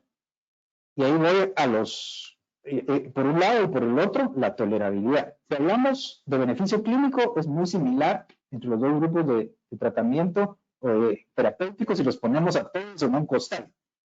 Y ahorita vamos a sacarlos del costal algunos de ellos. Pero en principio el otro aspecto importante es la tolerabilidad. Y en múltiples estudios y registros está claro que a largo plazo los pacientes que están recibiendo tratamiento con ARA2 permanecen más tiempo en la terapia, simple y sencillamente porque tienen menos efectos adversos. Y ustedes saben que el efecto adverso de la tos puede ocurrir alrededor de un 15 o 20% de los pacientes. Y esto hace que el paciente muchas veces abandone la terapia o ni siquiera nos diga y la deje de tomar y no nos dé oportunidad de cambiar. Pero eso es una realidad. Ahora yendo a los medicamentos que me mencionaba. Ramipril, perindopril, olmesartán y telmisartán. Ramipril y perindopril son medicamentos que tienen estudios muy sólidos en temas de protección cardiovascular. Ramipril en pacientes posinfarto también, fundamentalmente, y pacientes con insuficiencia cardíaca en la era de los SECAS cuando se empezaron a hacer esto. Perindopril, fundamentalmente en pacientes con enfermedad coronaria en el estudio Europa, también en prevención, olvidé el Ramipril en el estudio HOPE, el perindopril lo que no tiene son estudios en insuficiencia cardíaca con fracción de eyección reducida. Pero son medicamentos que en general también el perindopril fue el estudio que se utilizó en el IECA, perdón, que se utilizó en el estudio ASCOT, donde en combinación con amlodipina mostraron que era superior a tenolol versus tiazida. O sea, tienen un buen currículum. Vámonos a telmisartán y olmesartán. Telmisartán es un medicamento que no ha sido estudiado a largo plazo en pacientes con hipertensión, a diferencia de otros ARA2, como valsartán, losartán y candesartán, que sí tienen estudios de puntos duros grandes a largo plazo. Entonces, digamos, ese es un punto débil en su currículum, pero sí tiene estudios que muestran que pudiera ser en pacientes intolerantes a IECA, ustedes lo saben, podría ser sustituto del Ramipril al mismo nivel de protección con cierto nivel mayor de eventos adversos como hipotensión. Y por último, dejé el olmesartán. El olmesartán es un medicamento que llegó, digamos, de los últimos ARA2 que apareció en el mercado. No tiene estudios de outcomes, de puntos duros de gran escala que hayan sido exitosos. De los pocos que conocemos, que por supuesto casi no nos los mencionan, son los estudios Orient y Roadmap, que son dos estudios en pacientes diabéticos con proteinuria y albuminuria, insuficiencia renal por la diabetes, y lo que ellos encontraron es que versus placebo aumentaron los eventos cardiovasculares en los pacientes con olmesartán, lo cual es preocupante, porque es un grupo de pacientes que lo que queremos es reducir eventos cardiovasculares, porque el 70% de veces eso es lo que los mata. Y por lo tanto, digamos que nos da, teniendo otras opciones mejores, con mejor currículum, tendría uno no que tener los demás. Desde mi punto personal y lo que hemos discutido con otros colegas también, sería un uso muy limitado, porque lo que queremos es reducir eventos y lo único que tenemos de evidencia con el olmesartán es mejoría en puntos intermedios. Pero los puntos intermedios no son los que nos interesan, son los puntos finales. ¿Se muere o no se muere el paciente? ¿Tiene insuficiencia renal o no? ¿Insuficiencia cardíaca? Etcétera. Esos son los puntos que nos interesan y son faltantes en el currículum del olmesartán. Tenemos otra consulta, doctor, de la doctora Marta Villela. Dice, en un paciente de bata blanca, ¿sabemos que puede ser diagnosticado como hipertenso? ¿Sería un método diagnóstico definitivo un mapeo? Nos puede ayudar, indudablemente. O se puede combinar, algunos expertos lo recomiendan así, si no tuviéramos acceso a un mapeo, pero el paciente tiene su aparato de presión en casa y vemos esa diferencia. Lo que recomiendan primero es cambios en el estilo de vida. La indicación de entrada de utilizar medicamentos es si en ese paciente con aparente hipertensión de bata blanca documentamos daño a órgano blanco, albuminuria, hipertrofia del ventrículo izquierdo, retinopatía o aterosclerosis carotídea. A ellos ya no esperamos, aunque tengan esa discrepancia, ya la enfermedad nos está mostrando daño en órgano blanco. Y el monitoreo de presión arterial, por supuesto, que nos puede ser tremendamente útil con esos pacientes, pero no necesariamente indicación de medicamento de entrada, solo con las condiciones que les mencioné, daño a órgano blanco. Gracias, doctor. Tenemos otra consulta de la doctora Norma González. ¿En cuánto tiempo podemos esperar daño renal y a nivel metabólico en pacientes descompensados de la presión arterial? Bueno, esa es una pregunta que no tiene una sola respuesta, porque el tiempo que lleva la enfermedad, que es de años en algunos pacientes, en producir daño a órgano blanco va a depender, primero, del nivel de presión arterial. No es lo mismo un paciente con hipertensión severa, va a llegar más rápido a tener daño de órgano blanco. Y la otra variable que también es muy importante son las comorbilidades. Y como recordamos, hay pacientes que el 80% va a tener comorbilidades, pero no es igual tener diabetes que hiperglicemia, por ejemplo. Entonces, es variable, pero en general es un proceso que ustedes vieron lleva años, incluso la prehipertensión pudiera empezar desde la preadolescencia, y por lo tanto, incluso la Asociación Americana de Pediatría hace una recomendación un poco dura para los papás de los niños en Estados Unidos y dice literalmente, si su pediatra no le toma la presión arterial a su hijo, cambie de pediatra. Y la razón es por lo que les menciono, la hipertensión y prehipertensión están empezando cada vez en poblaciones más jóvenes, pero en realidad es un proceso que puede llevar años o puede llevar meses u horas en una crisis hipertensiva, por ejemplo, que por razones de tiempo no tratamos ese tema, que también está incluido en las guías, pero en principio lo que más frecuentemente vemos es el paciente crónico, pero no hay un tiempo específico. Gracias, doctor. Tenemos, por suerte, pues algún tiempo para responder y tenemos bastantes consultas de todos los participantes. La siguiente es del doctor Diego Carrozo y dice, doctor, ¿cuál es su opinión sobre los cambios en las nuevas definiciones de HTA de la Sociedad Internacional de Hipertensión Global 2020, avaladas por la AHA, en comparación a las definiciones establecidas por las guías AHA 2018 y su impacto en la decisión de inicio de tratamiento y metas? Sí, esto es una pregunta, como les mencionaba, difícil de responder, porque como ustedes pueden ver, van habiendo discrepancias en la forma de interpretar la información y en los criterios. Aquí lo que yo puedo decir es lo personal. Yo hice esa misma reflexión cuando vi los datos y las discrepancias, etcétera, entre las diferentes guías y metas que se proponen. Pero yo creo que en lo personal, basado en la evidencia que tenemos, lo más cercano a la evidencia actual que tenemos es las guías o las metas que proponen, o las definiciones más bien dicho, de la Asociación Americana de Cardiología, porque están basados en información de pacientes con la enfermedad y que han sido intervenidos y se ha demostrado el beneficio en ellos. Por supuesto que hay zonas grises también, y les pongo este ejemplo. Los pacientes que tenían hipertensión, prehipertensión, como la definíamos antes, ustedes recordarán que en el estudio HOPE-3 a estos pacientes se les dio una combinación de candesartán y hidroclorotiazida a un grupo en dosis baja, 16-12.5, el otro grupo una dosis de rosuvastatina de 10 miligramos, y a otro grupo la combinación, y a otro no se les dio nada. Lo interesantísimo de este estudio es que uno esperaría que al darle un antihipertensivo al paciente le vamos a reducir eventos, aunque tenga prehipertensión. Sin embargo, el estudio fue neutro en ese sentido, en el brazo de antihipertensivo. Sin embargo, en el brazo donde recibieron rosuvastatina, sí se redujeron eventos, aunque no se modificó necesariamente la presión arterial. ¿Qué nos quiere decir esto? Y por eso lo pongo más amplio en el tema de las guías.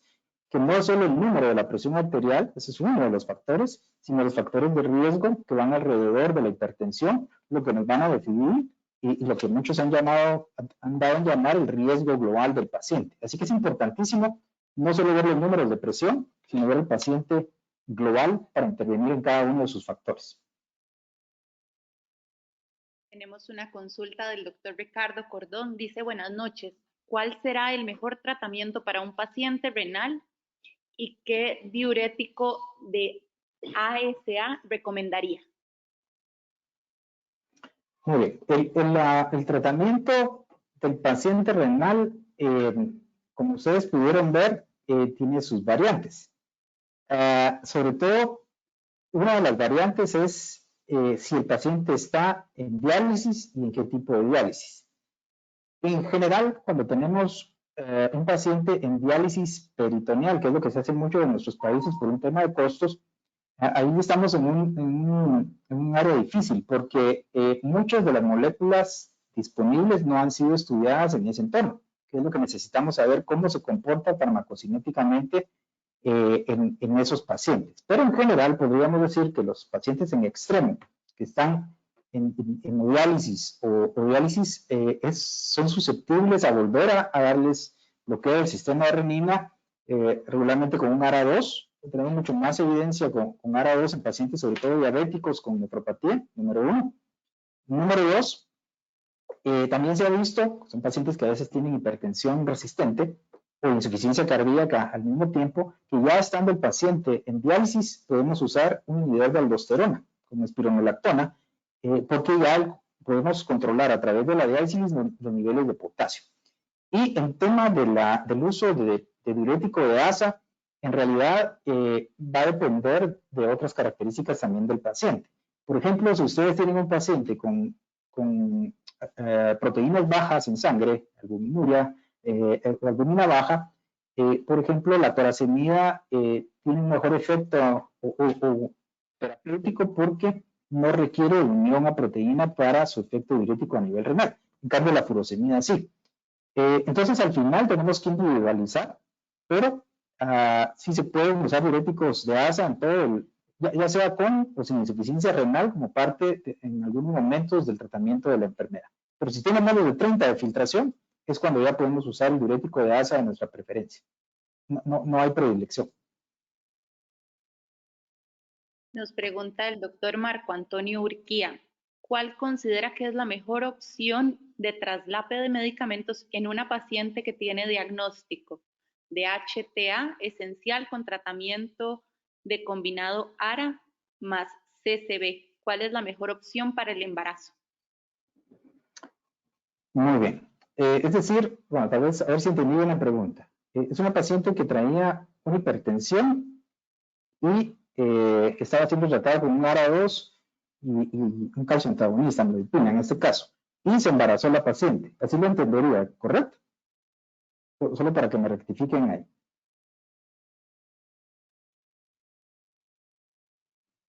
Sí, doctor, correcto. Ok, muy bien. Eso va a depender del trimestre del embarazo. Y no solo el trimestre, sino primero el embarazo en sí mismo. Sabemos que los ARA2 y los IECAS están contraindicados durante el embarazo, hay que retirarlos lo antes posible. Entonces, se nos reduce de una manera importante las opciones en estas pacientes. Pero ya podemos empezar a utilizar medicamentos menos frecuentes, como el alfa-metildopa, podemos usar diurético tiacídico, podemos usar un beta-bloqueador, etcétera, en el primer trimestre sobre todo. Cuando ya va avanzando el embarazo, ya podemos empezar a utilizar otros medicamentos, como por ejemplo las guías canadienses, que son los que más explícitos han sido en su momento para el manejo de la embarazada.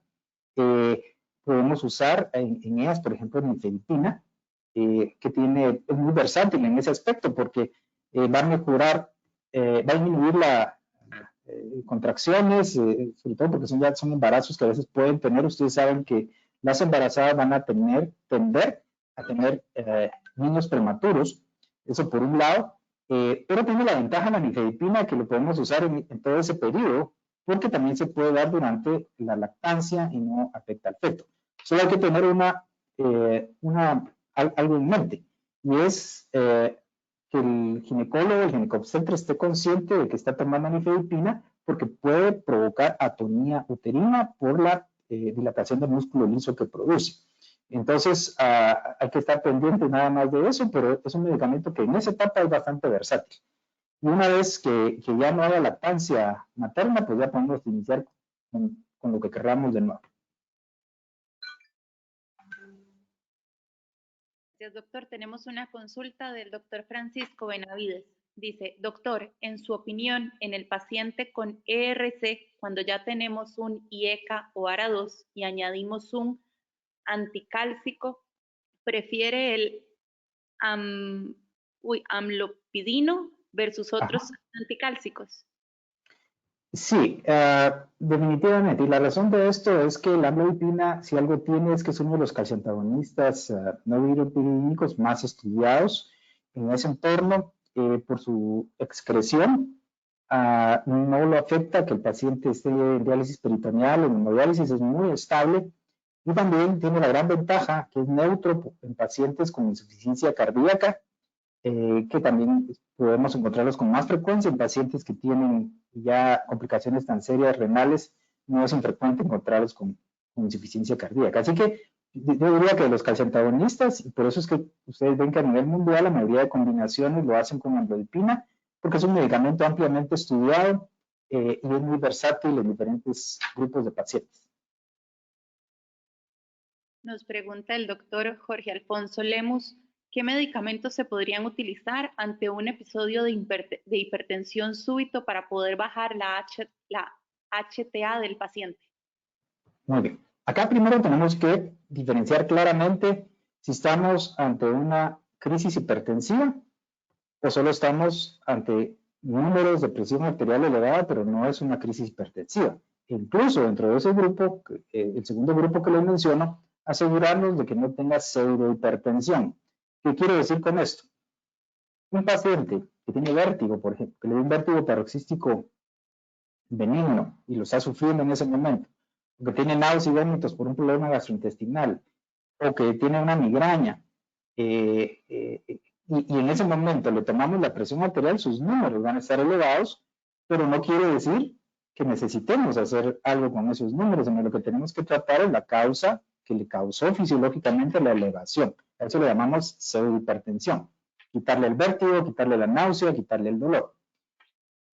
El otro grupo de pacientes que en sí mismo no tratamos números, sino tenemos que definirlos. Si es una emergencia hipertensiva, además de los números elevados, el paciente como características va a tener evidencia de daño a órgano blanco, alteraciones del estado de conciencia. No estamos hablando de dolor de cabeza, sino estamos hablando de realmente alteración del estado de conciencia como somnolencia, convulsiones, un paciente que esté con edema agudo del pulmón, que esté con un infarto, que esté con insuficiencia renal aguda o con una disección aórtica. Esas emergencias hipertensivas, independientemente del número absoluto, pero fuera del valor normal, son pacientes que deben de ser manejados intrahospitalariamente con medicamentos intravenosos y hay preferencias para cada subtipo de emergencia hipertensiva.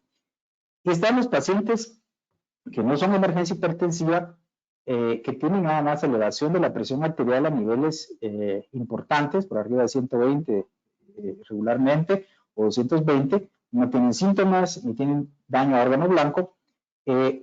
Son pacientes que regularmente los vamos a manejar ambulatoriamente.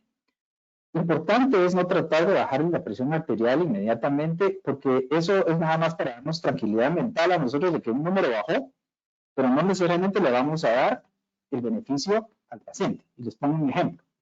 Hace muchos años, ustedes recordarán que la nifedipina original de Bayer había que darla cada 8 horas. Era de acción corta, la nifedipina per se, y lo empezaron a utilizar en las emergencias de hospitales alrededor del mundo para tratar a estos pacientes como el que me describe, con presión alta, pero no cumpliendo con los criterios de emergencia, para mandarlos rápido a sus casas, etcétera. Entonces, se recordarán ustedes, mucho que nosotros lo vimos hacer, funcionaba la cápsula, le echaban el gel debajo de la lengua al paciente. Por supuesto que en los siguientes minutos la presión arterial se reducía de manera importante, y sin embargo, en los países donde se lleva control de eventos adversos, se empezaron a reportar eventos isquémicos cerebrales y coronarios, y por lo tanto, ustedes pueden ir al libro de farmacología o a la medicina interna de Harrison, etcétera, cuando habla de los fármacos, expresamente está prohibido utilizar nifedipina sublingual. Y eso evidentemente aplicaría para otros medicamentos. El Captopril, hay un estudio pequeñito de 20 o 30 pacientes. Entonces, en realidad, tenemos que diferenciarlos. ¿Es emergencia? Lo metemos al hospital. ¿No es emergencia? Lo que tenemos que hacer es readecuarle su tratamiento. La mayoría se puede ir a casa y el único paciente que nosotros ingresaríamos, que no es emergencia, pero que tiene presiones elevadas, es quien ya tenga un problema de base. Ya tiene insuficiencia renal crónica, ya sabemos que tiene esa elevación de presión, puede indicarnos empeoramiento de la enfermedad, que no sea una emergencia, o que si tiene un aneurisma ya conocido de la aorta, etcétera, que requiera observación intrahospitalaria. De lo contrario, no nos apresuremos, hagámosle los cambios, averiguemos. Hay preguntas que a veces a uno se le olvida hacer. Por ejemplo, ¿está tomando AINES o no está tomando AINES? Son medicamentos que el paciente puede tomar sin prescripción. ¿Está utilizando algún spray nasal, vasoconstrictor, gotas oculares? Yo he encontrado pacientes jóvenes hipertensos porque se echan gotas para quitarse el ojo rojo por meses y sin prescripción. Entonces tenemos que quitar primero esto y si no, pues hay que readecuarle su tratamiento. Recordándoles que cuando cambiamos un medicamento, un IECA a un ARA2, el efecto final estable lo vamos a ver después de 3 semanas. Si usamos un calcioantagonista tipo amlodipina, el efecto estable lo vamos a ver en 2 semanas. Si usamos una tiazida, el efecto estable lo vamos a ver en 6 semanas.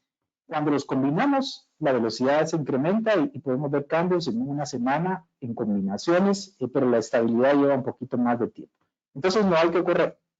Primero hay que definir bien al paciente. Muchas gracias, doctor. Respetando pues la hora, todavía nos quedan 20 minutos más para contestar algunas consultas más. Tenemos bastantes, entonces vamos a continuar por acá. Tenemos una consulta del doctor, Víctor Raudales, y dice: saludos desde Guatemala. En pacientes hipertensos, adultos mayores no diabéticos, ¿podrían beneficiarse de tratamiento intenso con PAS menor a 120 mmHg, perdón? PAS dice, ¿verdad? Presión arterial sistólica, menor de 120. PAS menor a 120 mmHg. Sí, probablemente se refiere a la sistólica, porque PAD sería diastólica. Pero voy a hablar de las dos porque es una pregunta bien interesante. La población de adulto mayor de 80 años, o 75 años, pues hay pocos estudios sobre ellos. Pero los pocos estudios que tenemos con HIVET, nosotros sabemos que es seguro bajar a esos pacientes de la sistólica usando combinación en pacientes de mayor edad, llevándolos a menos de 145, cercanos a 140. El tema ahí es que no tenemos mucha información por debajo de ese grupo de pacientes. Sin embargo, y ahí es donde sí hay, digamos, en base a los estudios pequeños, tanto observacionales como algunos estudios pequeños de eficacia en ese subgrupo, lo que sí sabemos es que pero nos recomiendan los expertos en las guías que pudiéramos llevar a ese paciente cercano a 120 siempre y cuando no tenga síntomas. Porque recordamos que estos pacientes con presión arterial sistólica por lo regular van a tener un sistema arterial más rígido, tanto a nivel aórtico, va a haber más calcificación, entonces la capacidad de regulación de estos pacientes ante los cambios de presión no es la misma. Tienden a tener más ortostasis de por sí. Entonces, menos de 120, yo diría que es poco probable, de hecho es difícil llevarlos hasta ahí, pero sí es seguro y recomendable por debajo de 140, que es algo que se criticó muchísimo con las guías, el JNS8, que dejaba a los pacientes de mayor edad arriba de 140, cuando la evidencia no necesariamente era la más sólida para indicar que los dejáramos hipertensos, porque iban a tener más eventos cerebrovasculares. Pero yo diría que entre 120 y 140, siempre y cuando no hayan síntomas, uno puede intentar hacerlo, porque hay pacientes de pacientes. Eso es un punto. El otro, obviamente, a veces nos preocupa que cuando estamos tratando la hipertensión sistólica, la presión diastólica también empieza a reducirse. Y a veces, incluso por debajo de 60. Entonces, también tenemos que ser cuidadosos. Regularmente no le prestamos mucha atención a la diastólica. Es muy relevante la sistólica, excepto cuando estamos llegando ya muy cercano a 60 o menos de 60. Lo que algunos expertos recomiendan es que a esos niveles solo nos aventuremos cuando estemos seguros de que el paciente no tiene isquemia miocárdica y no tiene estenosis carotídeas, porque lo vamos a llevar a un problema de isquemia, sobre todo coronario, porque recordemos que las coronarias se perfunden en diástole. Pero de lo contrario, también hay casos reportados, bastante, bueno, tal vez no bastante, pero no es que sea infrecuente, pacientes con menos de 60 de diastólica, controlados de la sistólica sin síntomas, y eso le reduce eventos. Gracias, doctor. Tenemos una consulta del doctor William Linares y dice: buenas noches, doctor. Saludos cordiales desde Santa Tecla, El Salvador. Mi pregunta, gracias. En cuanto a pacientes hipertensos que hayan sufrido infarto de miocardio, ¿sugiere usted terapia con IECA, perindropil o sofenopril o con ARA2, Valsartán? Muy bien. Estamos hablando de un paciente hipertenso posinfarto. Correcto. Basados en la evidencia que tenemos, y si recordamos el esquema que propone la guía europea, que es igual a la americana, sí, hay que bloquear el sistema de renina en estos pacientes usando medicamentos basados en evidencia. Y como él bien lo menciona, no hay muchos, ARA2 solo hay uno, y él lo mencionó, el Valsartán es el único que tiene indicación en pacientes posinfarto, y también cubrimos la hipertensión, que es lo que menciona la guía. En cuanto a los IECAS, tenemos evidencia posinfarto con ramipril, sofenopril, y uno que usamos poco, excepto en Panamá, que es el lisinopril. Que en general, digamos, son los medicamentos que tienen evidencia de beneficio en pacientes posinfarto y que además nos brindan la reducción de la presión arterial.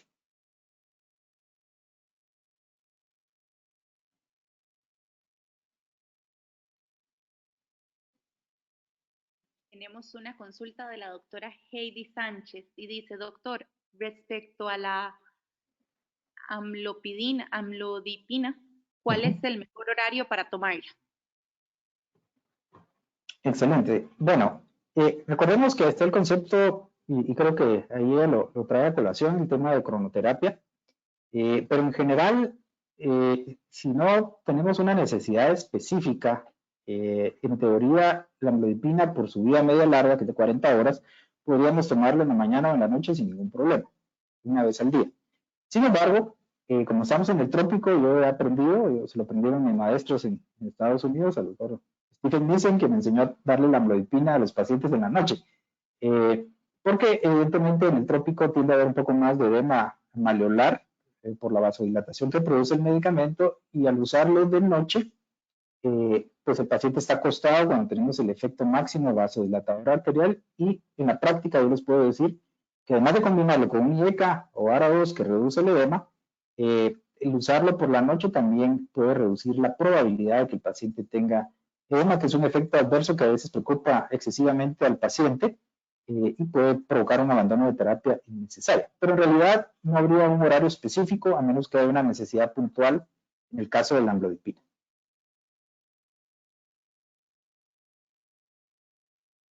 Tenemos la consulta del doctor Giovanni Hernández. Buenas noches, saludo desde Alta Verapaz, Guatemala. ¿En qué momento considera el trasplante a saco-vitrilo rimada para minimizar el riesgo de muerte súbita?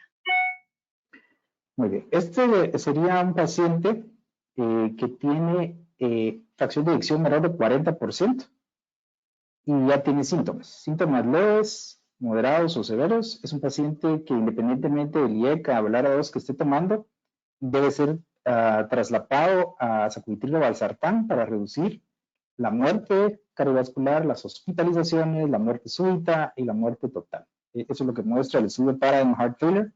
Y evidentemente se nos hace más fácil titular en un paciente hipertenso que en un paciente que tiene presiones limítrofes. Así que en el escenario del paciente hipertenso, fracción de eyección menos de 40%, con síntomas, es un paciente que debería estar siendo tratado con sacubitrilo valsartán. Tenemos una consulta de la doctora Gabriela Chacón. Dice: paciente hipertenso, diabético con fracción de eyección reducida. ¿Qué piensa usted acerca de la indicación de sacubitrilo valsartán. Doctora Gabriela Chacón, desde Costa Rica. Saludos. Excelente. ¿Puedo repetirme las 3 características? Paciente hipertenso, diabético, con fracción de eyección reducida.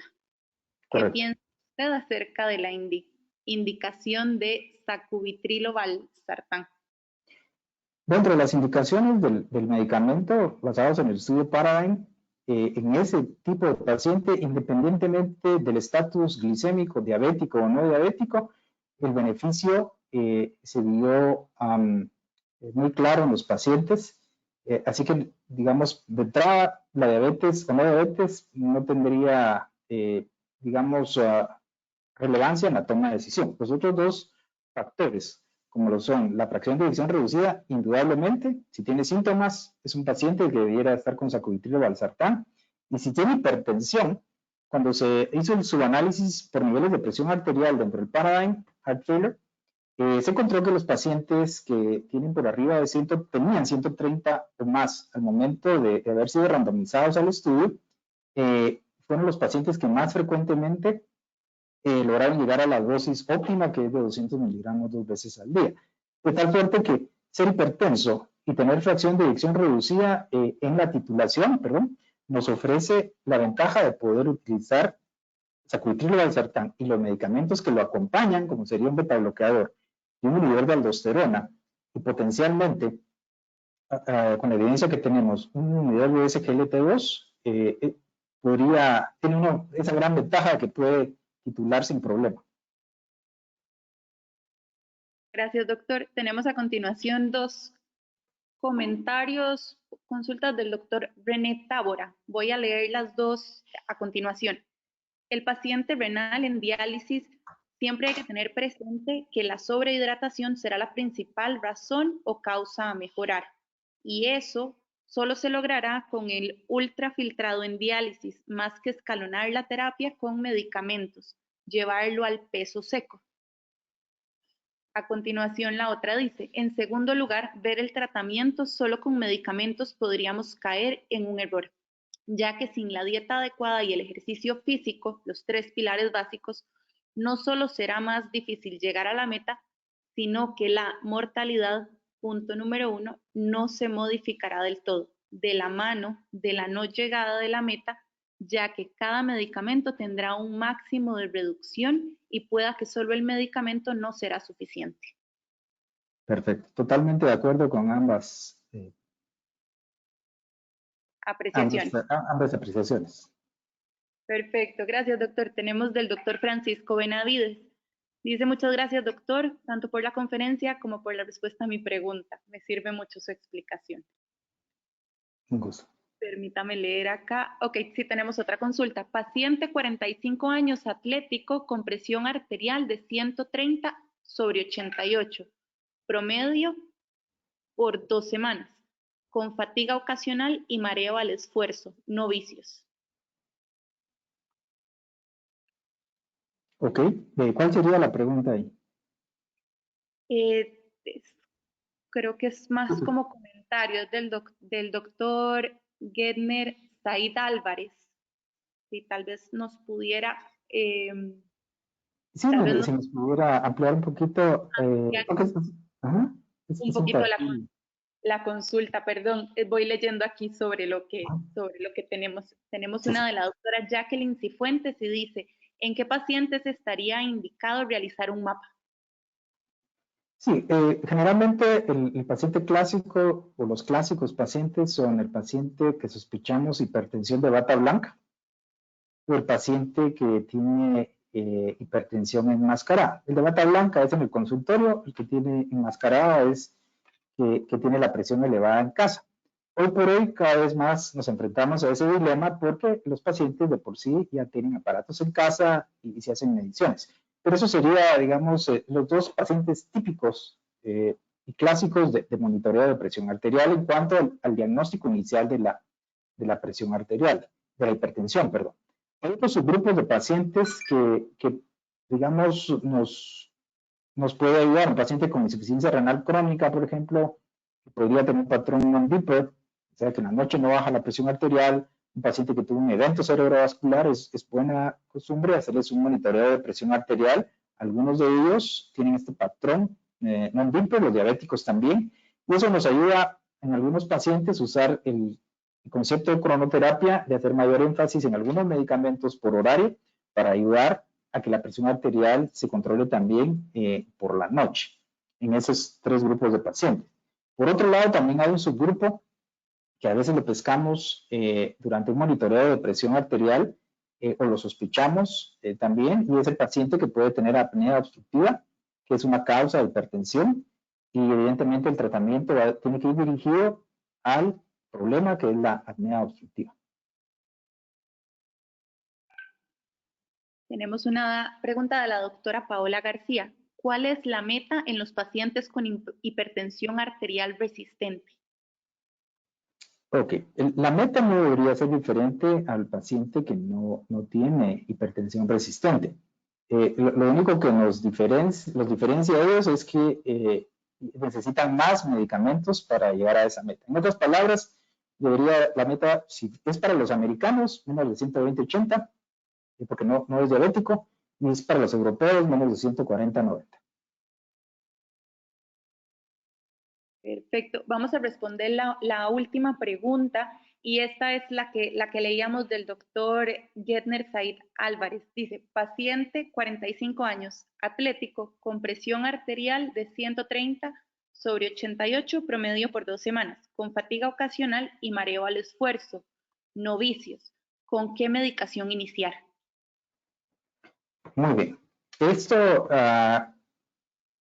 digamos, antes de responder o decidir el medicamento, por guías, si vamos a las guías americanas, que es donde caería él con una hipertensión leve por presión diastólica arriba de 80, menos de 90, el tratamiento farmacológico se usaría nada más en el paciente que uno tenga evidencia de daño a órgano blanco. Habría que hacerle un ecocardiograma y evaluar si tiene disfunción diastólica. Puede tener hipertrofia ventricular o corazón de atleta si es muy atlético, pero se puede diferenciar en un eco sobre eso. Entonces, daño a órgano blanco a nivel cardíaco. También se puede rastrear, y no lo hablamos previamente, pero se le podría hacer un BNP, si está por arriba de 50, o un NT-proBNP arriba de 125, eso es sugestivo de sobrecarga ventricular izquierda.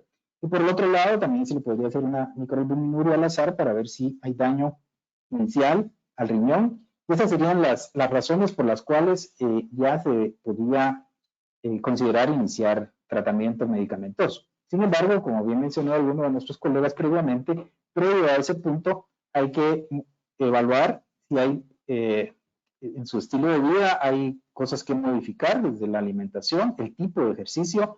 Digamos, a nosotros nos preocupa en la actualidad, no sé, en sus países probablemente se le llaman igual, pero está muy de moda un tipo de ejercicio en los gimnasios, se llama CrossFit, que fue diseñado para Marines del Ejército de Estados Unidos y no para mortales. Y básicamente esta gente no necesariamente a veces tiene la mejor condición cardiovascular, y por otro lado tampoco tienen muchos problemas a nivel articular. Pero en principio, primero cambios en el estilo de vida, alimentación, etcétera. Si después de 3 meses persiste elevado y no tiene daño a órgano blanco, también sería otra razón para iniciarle tratamiento. Muchísimas gracias, doctor, y muchísimas gracias a todos los asistentes. Vamos a dar por finalizada la sesión del día de hoy. De verdad, de parte del Laboratorio CICTES, queremos darles las gracias y recordarles que mañana damos inicio a las 6 de la tarde con la doctora Máxima Méndez, y nuevamente tendríamos al doctor David Rodríguez para las 8 de la noche, 6 de la tarde, hora Ciudad de Guatemala, 7 de la noche, hora Panamá, 8 de la noche, hora Santo Domingo. Muchas gracias a todos por su atención y gracias por la excelente participación y estar atentos hasta estas horas de la noche. Que tengan muy buena noche todos. Gracias, doctor.